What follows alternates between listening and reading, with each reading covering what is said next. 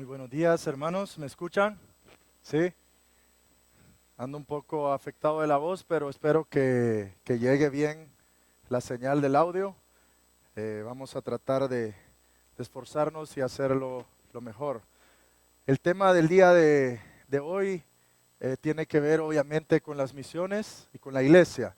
Y yo le he titulado, como pueden apreciar en sus boletines, una iglesia misional, recuperando nuestra identidad y nuestra vocación como pueblo de Dios.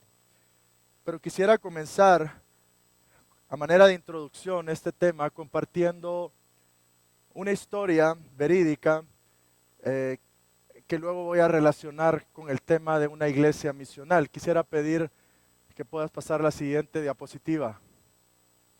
¿Cuántos reconocen este lugar? ¿Cómo se llama? Epcot. Algunos tal vez han estado ahí o han tenido la oportunidad de estar. Recuerdo que hace algunas décadas, cuando yo tenía 13, 14 años, tuve la oportunidad de visitar este lugar con mi padre. La hermana de mi papá vivía en Miami y luego, aprovechando la cercanía de Orlando, Florida y Miami, tomamos un autobús y nos dirigimos a conocer obviamente todo lo que era Disney, Magic Kingdom y Epcot Center. Pero algunos saben qué significa, cuál es el significado de Epcot, que en realidad son unas siglas en inglés. ¿Alguien sabe o tiene idea de qué significan estas siglas? Déjenme decirles el significado de estas siglas y su traducción al español.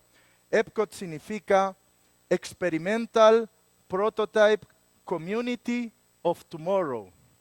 Y eso en español, si se me permite una traducción, es prototipo experimental de la comunidad del mañana. Y esto tiene que ver con la historia que está detrás de lo que luego se convertiría en un parque temático. La idea original de Walt Disney, su fundador, la idea original que él tenía no era que Epcot fuera un parque temático. Walt Disney tenía la idea y tenía un proyecto sumamente ambicioso, algunos dirían utópico. De hecho, muchos de sus detractores y de los de en tono burlesco e irónico titulaban este megaproyecto que Walt Disney tenía de Epcot, lo titulaban como una Waltopía, emulando la famosa frase utopía, algo que no tiene lugar, algo que es imposible. El proyecto original de Walt Disney entonces tenía que ver no con construir un parque temático más, que ya tenía muchos en ese entonces, sino que tenía que ver con construir un prototipo de una ciudad del mañana, de una comunidad del mañana, donde iba a experimentar de alguna manera romper con todos los vicios y todos los problemas que las grandes urbes o las grandes ciudades tenían en el mundo. Y él quería hacer este experimento, este prototipo, para demostrar que desde cero podían tener 25,000 habitantes en una ciudad del mañana, en una ciudad soñada, en una ciudad donde todas las personas podían tener trabajo, donde todas las personas podían disfrutar el del esparcimiento sano, donde todas las personas podían, no iba a haber tráfico, todo iba a estar de una manera diseñada y calculada para la ciudad del mañana. Pero ¿qué pasó entonces con ese proyecto ambicioso, con ese sueño o con esa Waltopía? Cuando Walt Disney muere en forma repentina a los 66 años, las personas, los sucesores que quedaron, ya no le dieron seguimiento a este proyecto. Y le dieron un giro a todo lo que era una ciudad grandísima, un proyecto tremendo. El nuevo presidente de Walt Disney, el nuevo presidente de la organización, le dio un giro a este proyecto y lo convirtió desde el punto de vista económico, meramente económico, operacional, tecnológico y desde el punto de vista mercadológico. Y fue así donde poco a poco lo que era un sueño de el prototipo experimental de la comunidad del mañana que iba a solucionar supuestamente todos los grandes problemas y limitaciones que tienen las grandes urbes, se fue convirtiendo en un mero parque temático. Ahora, yo no vengo a hablarles de Walt Disney, ni de Epcot, pero sí vengo a hablarles de algo que me hace un tremendo eco, de otro autor que tenía otro sueño, que a veces sospecho que es totalmente, o por lo menos bastante diferente a lo que tal vez muchas iglesias hemos convertido hoy. Y es el sueño de Dios para la iglesia. Es un sueño misionero, o si usted quiere es un sueño misional, y yo quiero hablarles de una iglesia misional y de recuperar nuestra identidad, nuestro ADN y nuestra vocación, que el Dios en su corazón misionero siempre tuvo desde un inicio. Y vamos a visitar de forma panorámica, porque no tenemos mucho tiempo, porque hasta donde la voz me permita también, visitar algunos pasajes claves, porque este sueño de Dios, ya no de Walt Disney, el sueño misionero del corazón misionero de Dios, no empieza con la iglesia en el Nuevo Testamento, por lo menos en la Biblia. En la narrativa bíblica este sueño empieza desde el Antiguo Testamento. Es más, empieza desde Génesis. Y el primer pasaje precisamente que quiero que me acompañen y que visitemos en esta mañana es Génesis capítulo 12. Un pasaje, estoy seguro, conocido, pero un pasaje que muchas veces o hemos olvidado o hemos perdido el balance o el énfasis. ¿Dónde está el énfasis correcto de este pasaje? Génesis capítulo 12, versículos del 1 al 3. Y el primer punto, y también lo tienen en sus hojas, si están siguiendo los boletines pueden llenar, dejen unos espacios para que siguieran sus boletines, pueden completar la frase según la diapositiva. El primer punto que quiero compartir sobre una iglesia misional es la vocación original del pueblo de Dios, que es, en una frase, ser bendición, ser bendición. Y esto lo encontramos en el llamado original de Dios a Abraham, el padre de Israel y el padre de las naciones. Pero Jehová había dicho a Abraham, Génesis 12:1, vete de tu tierra y de tu parentela y de la casa de tu padre a la tierra que te mostraré. Y haré de ti una nación grande y te bendeciré y engrandeceré tu nombre y serás, ¿qué dice? Bendición. Ahí está la clave. Subraye esa frase, por favor, en su Biblia. Y serás bendición. Bendeciré a los que te bendijeren y a los que te maldijeren maldeciré. Y serán benditas en ti, o otras versiones traducen, a través de ti serán benditas todas las familias de la tierra. Ahora, esto de ser bendición, muchas veces creo que nosotros los cristianos nos hemos confundido un poquito, o hay ciertas teologías que nos han confundido y hemos puesto el énfasis probablemente en el lugar equivocado. Yo a escuchar muchas predicaciones en radio, televisión y otros lugares, muchas enseñanzas hoy en día, me parece que el énfasis a veces se ha puesto en la primera parte, que es la parte de recibir la bendición y de acumular la bendición y de atesorar la bendición. Pero creo que este pasaje no tiene tanto que ver con recibir la bendición, sino con el propósito, qué es lo que yo hago con esa bendición. El énfasis del pasaje no está en qué tanta bendición yo tengo o qué tanta bendición yo acumulo, sino está precisamente en qué tanto estoy siendo yo de bendición a los demás.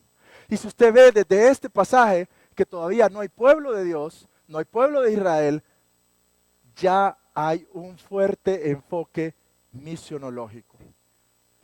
No, el propósito, Dios nos bendice con el propósito de bendecir a otros y serás bendición. Yo creo que ese es el énfasis correcto que la iglesia debe hoy, más que nunca, recuperar. Debemos recuperar el énfasis. Hay una historia que ilustra muy bien esto, y es la historia de la diferencia entre el mar de Galilea y el famoso Mar Muerto. Algunos tal vez han estado en Israel o han visto documentales o películas sobre el Mar Muerto, el Mar de Galilea. Lo curioso es que ambos beben de la misma fuente, el río Jordán. Entonces la pregunta que sale a la vista es, ¿por qué son tan diferentes? Mientras el mar de Galilea es un mar lleno de vida, de exuberación, de planta, de flora, de fauna, etcétera, el mar muerto, como su mismo nombre lo indica, está sin vida, totalmente carente de vida, muerto. ¿Cuál es entonces la diferencia? Y la diferencia, en pocas palabras, es de que mientras el mar de Galilea, que bebe del río Jordán, sus aguas fluyen y corren, y como recibe, deja pasar, recibe, pero simplemente es un canal que fluye en las aguas. El mar muerto solo recibe el agua, y el agua se queda ahí, estancada. Y esta es una excelente ilustración para esto que está en Génesis 12, del 1 al 3. Conozco muchos creyentes que están enfocados en tener la bendición. Y Dios, bendíceme, como decía un pastor, nos hemos convertido en ovejas en el peor sentido de la palabra, porque decimos, Señor, dame esto, Señor, bendíceme, dame lo otro. Pero el propósito de Abraham y de la iglesia de Dios, del pueblo de Dios, no es acumular la bendición, sino ser canales, medios, vías de bendición. Y esto es un énfasis misionológico. Hermanos, quiero decirles que el ADN de la iglesia, en nuestro ADN como pueblo de Dios, como iglesia, desde la fundación, está un ADN misionológico o misionero. Somos una iglesia misional, con una identidad, llamados a ser de bendición. Amén. Pasamos rápidamente al punto 2. Y pueden ir completando sus boletines. El punto 2 habla sobre no solo la vocación original del pueblo de Dios de ser bendición, sino la identidad original del pueblo de Dios. Y esta identidad se resume en la frase ser luz a las naciones. Aquí damos un salto para visitar un pasaje que es un pasaje fundacional en la identidad y en la historia del pueblo de Israel. Es aquí donde Dios hace el pacto con el pueblo y lo llama, lo saca de Egipto y lo forma o lo conforma como su pueblo, con una misión: ser luz a las naciones. Pero veamos Éxodo 19, del 5 al 6, cómo lo pone. Éxodo capítulo 19, versículos 5 y 6 dice así: ahora pues, miren la condicionante, es interesante también no pasar por alto. Si diereis oído a mi voz, esta condicionante nos va a servir después que veamos el punto 3.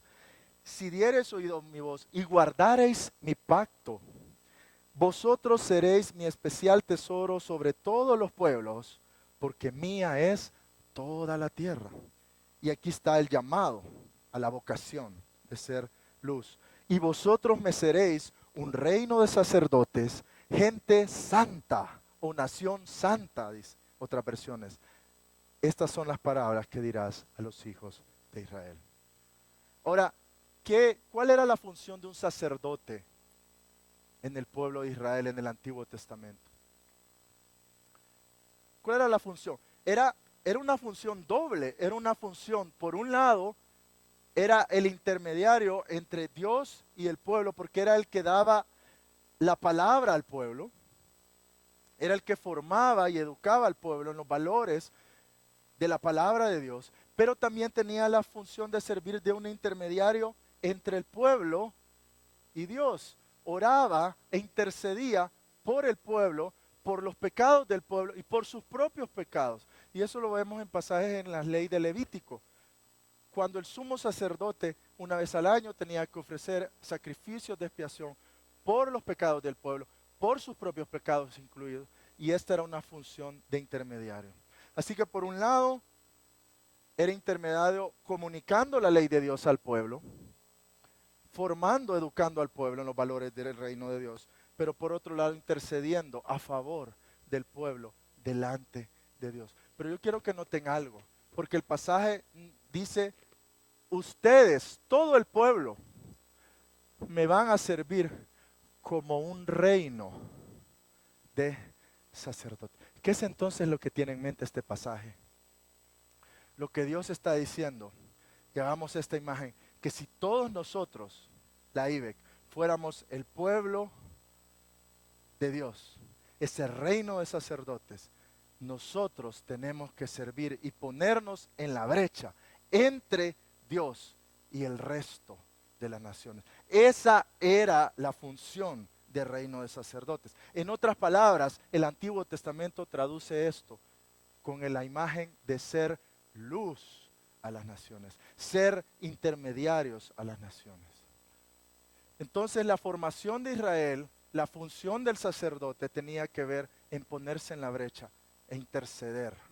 Aún geográficamente Israel estaba ubicado en un lugar muy estratégico donde pasaban todas las caravanas de los grandes imperios, tenían que pasar por una ruta que atravesaba Israel, porque Dios los había puesto en la brecha precisamente para hacer luz, para ser sacerdotes, para interceder y dar a conocer a Dios. Pero ¿cómo lo harían? Es la pregunta, ¿cómo lo harían?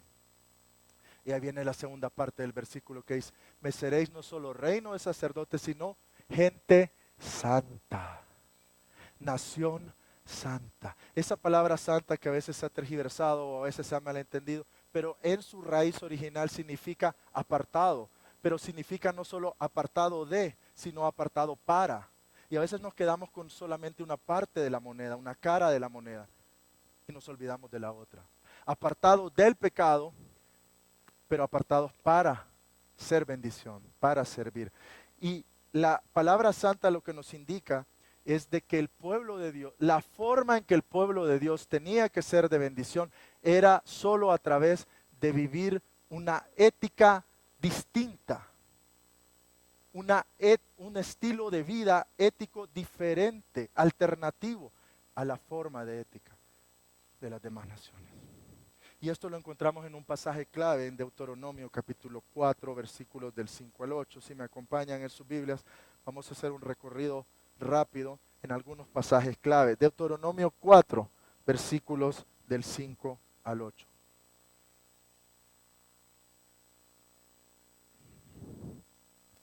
Dice así, mirad, yo os he enseñado estatutos y decretos como Jehová mi Dios me mandó, para que hagáis así en medio de la tierra en la cual entráis para tomar posesión de ella. Guardadlos pues y ponedlos por obra, porque esta es vuestra sabiduría y vuestra inteligencia ante los ojos de los demás pueblos, reino de sacerdotes, luz a las naciones. Y luego dice, y entonces cuando todos los otros pueblos lo vean, oirán estos estatutos y dirán, ciertamente pueblo sabio y entendido, nación grande es esta. Porque ¿qué nación grande hay que tenga dioses tan cercanos a ellos como lo está Jehová vuestro Dios de todo lo en cuanto le pedimos?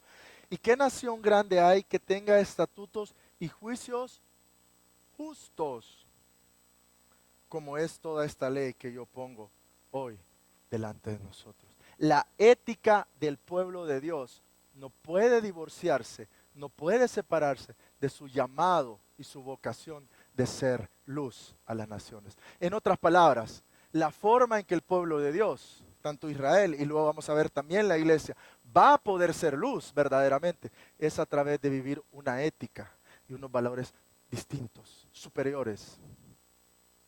¿Qué pueblo tiene leyes tan justas como este pueblo?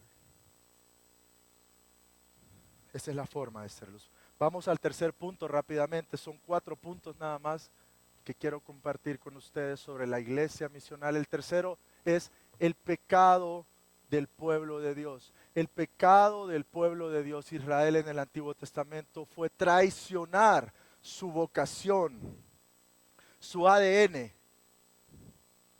su identidad de ser luz a las naciones y de ser bendición a los otros, a las naciones paganas. ¿Y por qué Israel traicionó su vocación? Bueno, es una historia muy larga y esto uno lo puede ver en todo el recorrido del Antiguo Testamento, especialmente desde la época de los reyes. De hecho, en la misma petición de Israel cuando pide rey, ya empezamos a ver cierta traición de este llamado de ser ellos el reino de sacerdotes y que Dios reine y gobierne. Porque cuando Samuel se molesta, ustedes conocen la historia, no tenemos tiempo para ver los detalles, pero ustedes conocen cuando Samuel se molesta, Dios le dice, déjalos, porque no te están desechando a ti, sino que me están desechando a mí para que yo no reine más sobre ellos. Y el pecado de Israel en ese episodio de su historia se puede resumir en la siguiente frase. Ellos dijeron, queremos tener Dios para ser como las demás naciones.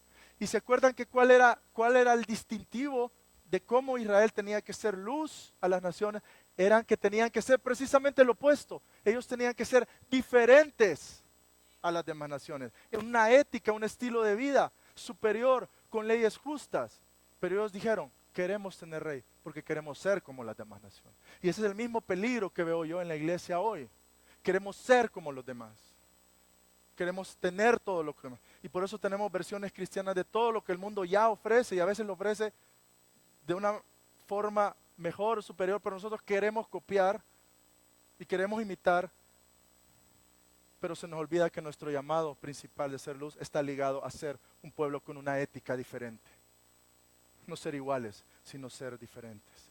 Y esto llevó a Israel, cuando Israel se olvidó de su propósito de ser bendición, de ser luz, llegó a tergiversar la teología de pueblo escogido y la llegó a malinterpretar como pueblo favorito. Pero pueblo escogido nunca significó, ni para Israel, ni para la iglesia, nunca significa pueblo favorito. Y si no, tenemos que revisar a los profetas, hermanos. Tenemos que releer a los profetas para entender que pueblo escogido o especial tesoro nunca significa pueblo favorito. Nunca significa que vamos a poder hacer todo lo que nos da la gana, que vamos a poder darle la espalda a Dios, no vivir los valores del reino, no encarnar la ética del reino y que Dios vamos a seguir siendo pueblo. Esta fue la gran tragedia de Israel en la época de los profetas. Y hay un texto que demuestra esto. Jeremías 7, ahí está mal el pasaje, es Jeremías 7:1 al 7. Si pueden acompañarme, vamos rápidamente a este pasaje y luego pasamos al último punto. ¿Estamos bien de tiempo? ¿Sí? Jeremías 7, capítulo 7, del 1 al 7.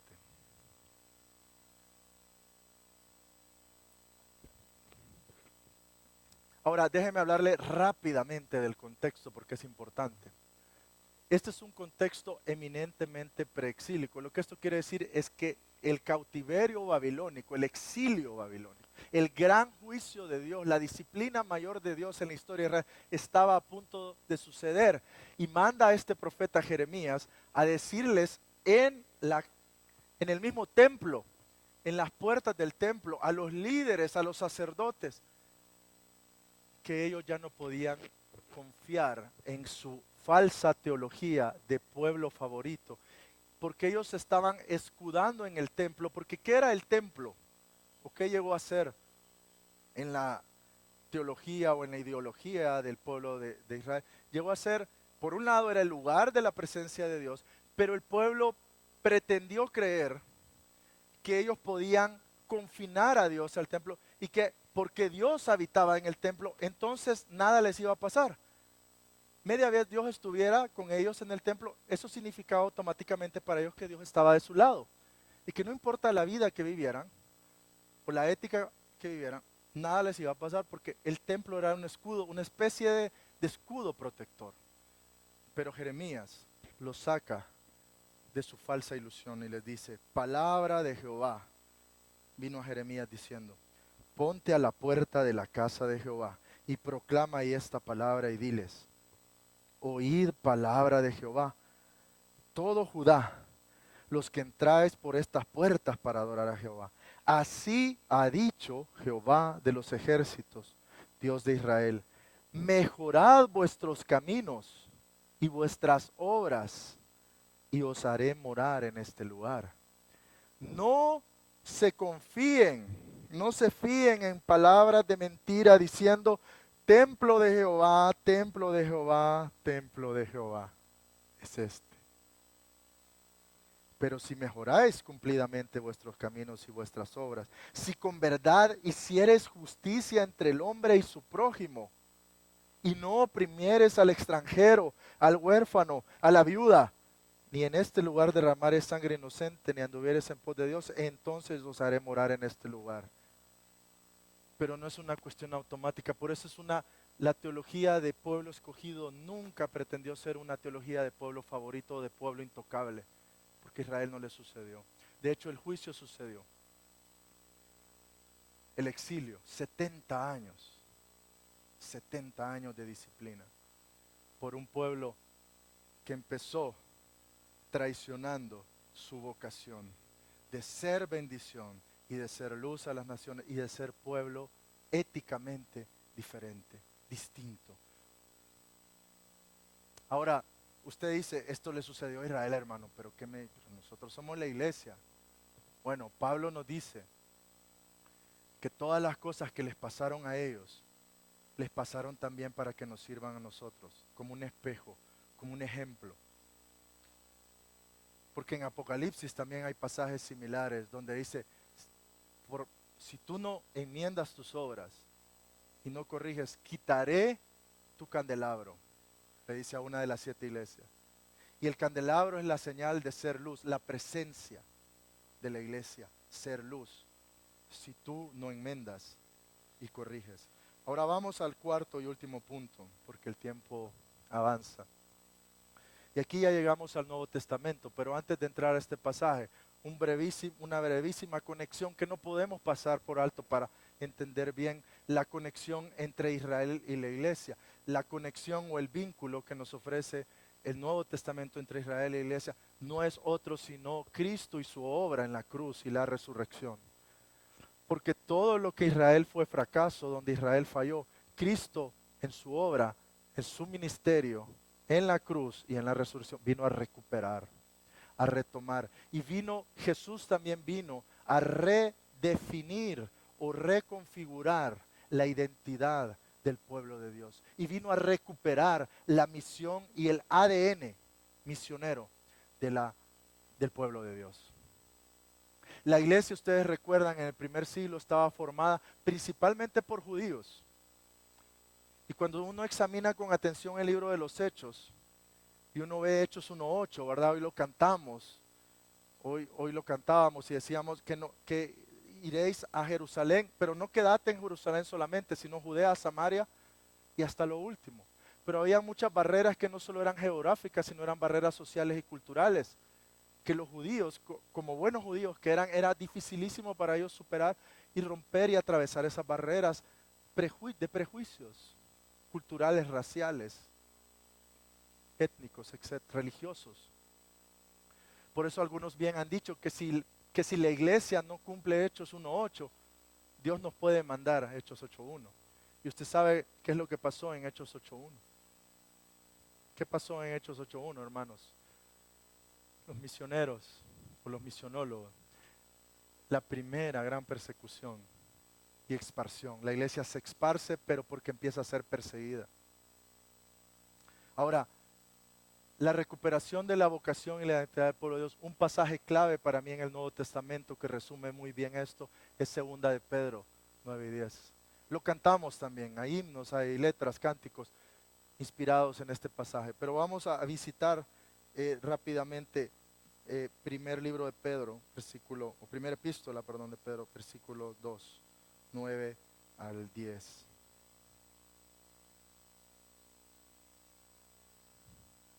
Amén. Todavía están conmigo.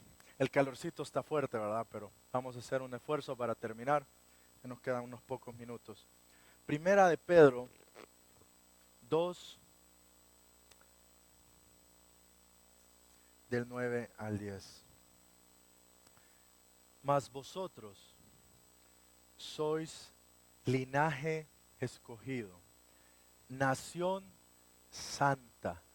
¿A qué les recuerda eso, no? Nación santa. Ahí, le hace un eco ahorita acabamos de leer, ¿verdad? Éxodo 19. De hecho, Primera de Pedro 2:9 es un eco casi calcado, ¿no?, de Éxodo 19. Y no es casualidad que Pedro está usando. Pedro, a propósito, como buen judío, está usando Éxodo 19. Porque lo que Pedro está haciendo acá, hermanos, en pocas palabras, es que Pedro les está diciendo: ahora son ustedes el pueblo de Dios que tienen que recuperar el llamado, la identidad y la vocación que estaba en Éxodo 19. Pero sigamos leyendo. Sois linaje escogido, real sacerdocio, nación santa, pueblo adquirido por Dios, para que anunciéis las virtudes de aquel que os llamó de las tinieblas a su luz admirable. Vosotros que en otro tiempo, y aquí hay una diferencia con el pueblo de Israel, ¿no?, porque el pueblo de Dios ahora está compuesto no solo por judíos, sino por judíos y gentiles. Y está dirigiéndose probablemente a la comunidad gentil y les dice: vosotros que en otro tiempo no erais pueblo, pero que ahora sois pueblo de Dios, que en otro tiempo no habíais alcanzado misericordia, pero ahora habéis alcanzado misericordia. Amén. Y entonces nuestro ADN como pueblo de Dios, como la iglesia misional, es un ADN misionero. Lo fue desde Génesis y ahora lo sigue siendo desde Primera de Pedro 2, 9 y 10. Pero ¿qué significa recuperar la vocación del pueblo de Dios y ser una iglesia misional? En primer lugar, quisiera sugerir que debemos de pasar de creernos esa mentira de ser pueblo favorito a ser un pueblo con una misión. Ser pueblo escogido no significa ser pueblo favorito. No significa ser los consentidos de Dios, que somos los intocables y que nada nos va a pasar. Significa ser pueblo con responsabilidades, con demandas, y entre ellas la más importante, ser pueblo con una misión. Salir, ser bendición a otros, especialmente a los que más lo necesitan, a los que más están sufriendo. Ser luz en los lugares donde hay tiniebla, donde hay necesidad. Todo lo que vimos se resume ahí. Y en segundo lugar, una iglesia misional, para mí, quizás este sea la parte más revolucionaria de todas, pero estoy convencido de que está en la Biblia y que es parte del corazón de ser una iglesia misional. Es una iglesia que existe para hacer bendición, no solamente a sus adeptos, sino ser bendición a aquellos que no pertenecen a ella. Dios no le dijo a Abraham, te voy a bendecir para que tú, tu familia y los tuyos y tus descendencias sean muy ricos, sean muy prósperos, tengan mucha bendición. No, Dios le dijo a Abraham, te voy a bendecir para que tú seas bendición y para que a través de ti otras razas, otras naciones y todas las familias de la tierra alcancen la bendición. Dios no le dijo a Israel, ustedes van a ser ese pueblo, tesoro especial, mi pueblo escogido, para que se queden con todo y solo ustedes tendrán la bendición. No, ustedes van a ponerse en la brecha, ustedes van a ser intermediarios, ustedes van a ser luz a las naciones. Una iglesia misional es una iglesia que existe para hacer bendición, no solo a aquellos que pertenecen a ella, lo cual es cierto y está bien. Pero nosotros no existimos. Nuestra razón de ser como iglesia no es solo para vivir y tener los beneficios y disfrutar los beneficios nosotros mismos, sino que existimos para hacer bendición a aquellos que no pertenecen a la iglesia, a las comunidades que están ahí afuera, a nuestros amigos, a nuestros compañeros de trabajo, a las personas no cristianas. Juan 3:16, ¿qué dice, hermanos? Porque de tal manera amó Dios a la iglesia y por eso dio a su Hijo unigénito. ¿No dice así? Tengo una versión a lo mejor un poquito tergiversada yo, pero conozco muchos cristianos que tal vez piensan así, aunque Juan 3:16 claramente dice, porque de tal manera amó Dios al mundo, que ha enviado a su Hijo unigénito, para que ninguno se pierda, sino que todos procedan y tengan vida eterna. Y Jesús dice en Juan también, de la misma manera que el Padre me envió a mí, yo los envío a ustedes, al mundo. Quiero terminar con una historia porque el tiempo ya avanzó. En diciembre del 2004 hubo un gran tsunami que devastó miles y miles de vidas en el Océano Índico y toda la costa de África que estaba en los alrededores. Pero hay una historia muy conmovedora que seguramente ustedes, tal vez algunos de ustedes han oído, de un bebé hipopótamo llamado Owen, o le nombraron Owen. Este bebé hipopótamo, como resultado de las mareas del tsunami, puedes atrasarla, todavía no, hasta ahí, yo te indico, gracias.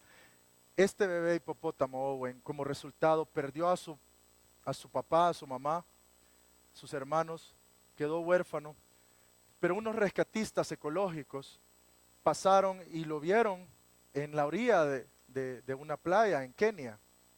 Entonces lo rescataron, lo llevaron, pero había un pequeño problema. Ellos lo llevaron a una reserva natural que estaba cerca de la costa de Kenia, pero el problema es que en esa reserva natural no habían hipopótamos. Entonces la gran pregunta es, ¿qué hacemos con este bebé que acaba de quedar, hipopótamo que acaba de quedar huérfano de padre y madre y hermanos?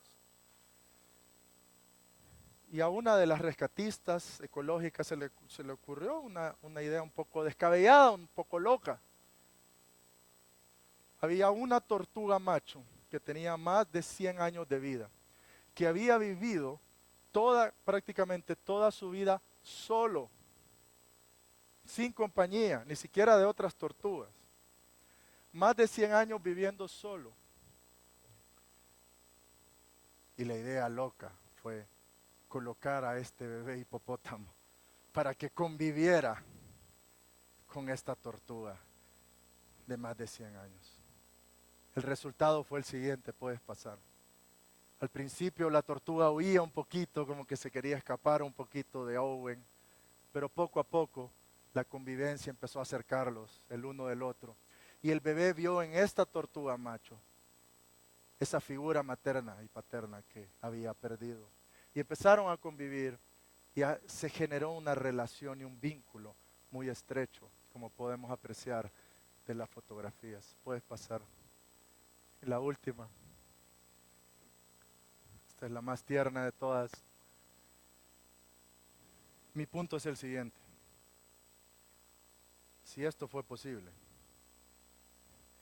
también es posible que la iglesia, no importa cuántos años hayan pasado, en que tal vez hemos vivido un poquito encerrados en nuestras cuatro paredes, podamos salir ahí, en los lugares donde hay necesidad, donde hay dolor, los puntos álgidos de dolor de nuestro mundo, de sufrimiento, y podamos convivir. Quiero terminar con una cita de el doctor Emilio Antonio Núñez, que estaba revisando mientras preparaba este mensaje. Y me parece muy pertinente para cerrar este mensaje. Dijo el doctor Emilio Antonio Núñez en uno de sus libros sobre la teología bíblica de la misión: la misión de la iglesia consiste en que ella se haga presente en el mundo como la comunidad del reino de Dios, en acciones y palabras, en el poder del Espíritu. Me gusta sobre todo la primera frase donde dice que la misión de la iglesia consiste en que ésta se haga presente ahí, en los puntos de dolor, de necesidad del mundo, en acciones y en palabras, con testimonio, con la ética y con el mensaje transformador, en el poder del Espíritu. ¿Se acuerdan de Walt Disney? ¿Cómo empezamos esta historia, esta prédica? Y Epcot. Experimental Prototype Community of Tomorrow. Prototipo experimental de la comunidad del mañana. ¿Saben cuál es el verdadero prototipo experimental? El proyecto de Dios de la comunidad del mañana. Somos ustedes y yo. Somos la iglesia. Nosotros somos ese prototipo. Nosotros somos esa comunidad que estamos llamados a ser. Una comunidad no que copie los moldes del mundo, sino alternativa, que anuncie las virtudes de aquel que nos llamó a las tinieblas a su luz admirable. termino con esta frase que vi en un documental de Walt Disney donde él explicaba este proyecto. Dijo, Epcot nunca dejará de ser un modelo viviente del futuro. Siempre estará en continuo cambio, en una dinámica, donde las personas viven una vida que no pueden encontrar en ningún otro lugar o en ninguna otra ciudad del mundo. Ese era el sueño de este señor. Claro, él estaba pensando en otra cosa, pero me parece muy interesante tomar estas palabras y aplicarlos a la verdadera comunidad del mañana, que es la iglesia. La iglesia misional es la comunidad del reino, donde otras personas, las personas viven una vida que no pueden encontrar en otro lugar. Y por eso atraemos a otros, con nuestro testimonio. Amén. Vamos a orar. Padre, te damos gracias en esta mañana por tu palabra. Gracias porque nos recuerdas y nos confirmas como tu pueblo que desde el inicio nos formaste con un ADN, con una identidad misionera. Somos llamados como iglesia a ser bendición, a ser luz, a ser la sal de esta tierra, a ser esa comunidad alternativa del mañana, del futuro, donde otros vean un estilo de vida que no pueden encontrar en ningún otro lugar. Ayúdanos a cumplir y no traicionar, como le pasó al pueblo de Israel, esta vocación y este gran llamado de ser una iglesia misional, una iglesia que sea luz.